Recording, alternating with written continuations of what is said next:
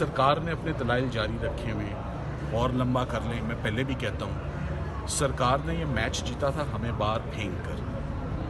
हमने कभी भी उनको बाहर फेंकने की बात नहीं की। हमने कहा आप उनको दिल खोल के सुन लें, हमें कोई जल्दी नहीं है।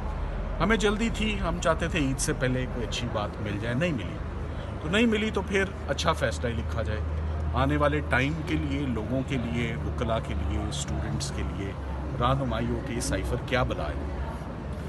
और आज जितना आराम आराम से सरकार अपने केस को पढ़ रही है, जितना ज़्यादा कानून को पढ़ रही है, उतनी गहरी जो है वो खड्डा उनके लिए खुदता जा रहा है जिसमें वो गिरते जा रहे हैं। कल का दिन अहम है, कल के दिन ये अपने आर्गूमेंट्स को कंक्लूड करेंगे, वाइंड अप करेंगे।